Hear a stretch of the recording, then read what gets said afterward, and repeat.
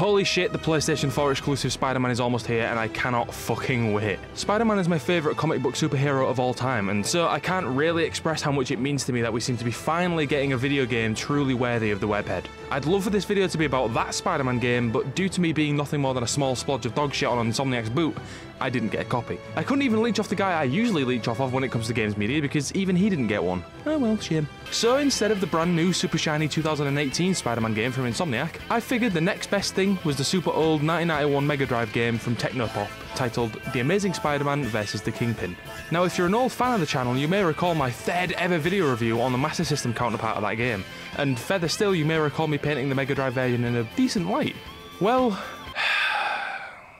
here we go.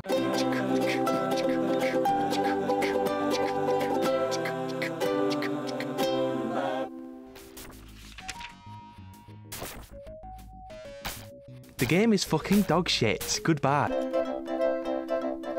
Ugh, fine. The Kingpin is being a prick. Spider-Man doesn't like pricks, even if he did once have a confusing experience at science camp with his roommate Michael Mathis, so naturally you want to stop him being a prick. The Kingpin has basically plopped a bomb down somewhere in New York and given 5 deactivation keys to various criminals such as Sandman and the Lizard. He goes on TV and basically blames Spidey for it. He has 24 hours to find all keys and deactivate the bomb before it does what bombs do. Super simple, and genuinely it's the best part about this game. Again, I have covered the Master System equivalent of this game already, so I will try my best not to run into myself as I tell you about how poopy this game is. Firstly, let's talk about Spider-Man himself.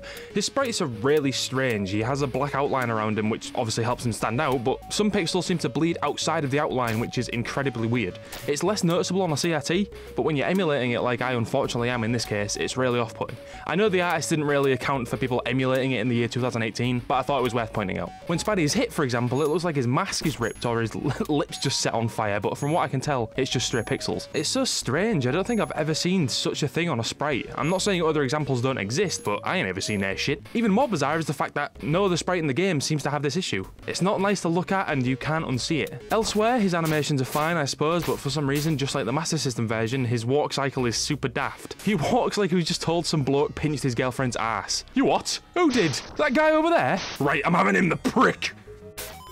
The sprite work on all the other characters is similarly shitty. The bare minimum amount of frames required for each animation is met, and every character and animal looks insanely plain and boring. The environments are fine, I suppose, but the overall game just has this really uninspired and insipid vibe. It's just boring to look at. Hello? That's a fucking gorilla in a park. I repeat, that is a gorilla in Central Park. What the fuck? Well, credit where it's due. That isn't boring. Inexplicably bizarre, but not boring. And speaking of boring, the music. Not much to say here other than if you would like a good example of the Mega Drive having an inferior sound chip to the SNES, look or listen no further. Clearly, whoever composed the music is clinically deaf, and the sound effects have that distinct arsehole after a curry sound to them. Mwah, c'est magnifique. I know I've defended Mega Drive music in the past, but I'm gonna do it again because goddamn, this thing can put out some quality shit. Unfortunately, it can also put out some pretty quality shit, if you know what I'm saying. Now, of course, so far we've only spoken graphics and sound, and while they're important parts of any game, nothing is more important than how the game actually plays. Spoiler alert, utter wank. The controls are tight and responsive, and that's about as much praise as I can give because the game design on display here is some of the worst I've ever seen. When I first started playing, it felt really claustrophobic and I couldn't quite put my finger on why.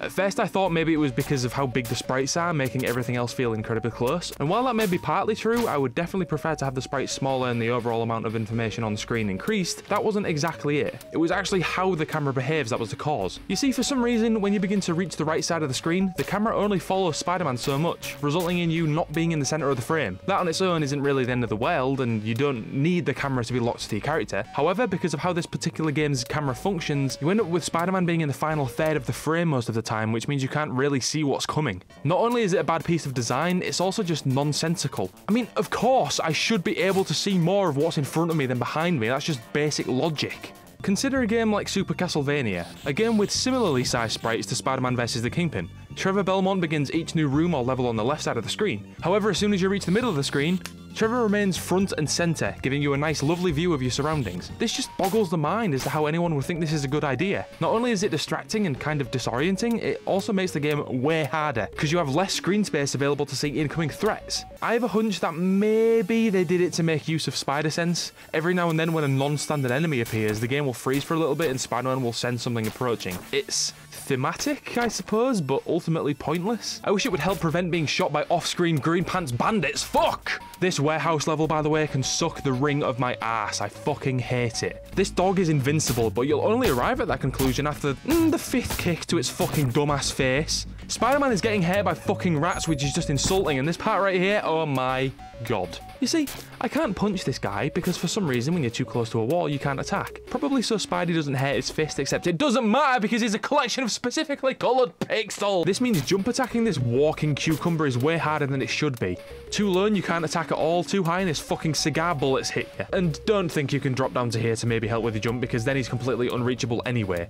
And when you stand still, the spider web forces you off the edge of the platform, making you have to go all the way around again. Why is a spider web fucking up Spider-Man's day, anybody? Something so synonymously linked with Spider-Man? That's like if, you know, like if Captain America stepped on an American flag, if Indy Mouse stepped on a Dark Souls, if Mathis stepped on a terrible hairstyle. It's fucking stupid and it makes no sense. I swear, getting through this section requires planning your route beforehand like a fucking Rainbow Six game. The hit detection on Spidey's punches and kicks, by the way, oh my fucking god, it's just ass. The game is ass. The game is ass. The difficulty of some of these bosses is mental, but what really confuses the fuck out of me is that a couple of the bosses have sub-bosses and these guys are even harder. Doc Ock has this forklift mister, Hobgoblin has this biker lass, more on her in a second, and as previously mentioned, Sandman has a fucking gorilla. And additionally, just because the game apparently isn't hard enough, sometimes motherfucking Venom pops up to dance around and slap the shit out of you. This actually would be kind of cool if the rest of the game wasn't so fucking hard already.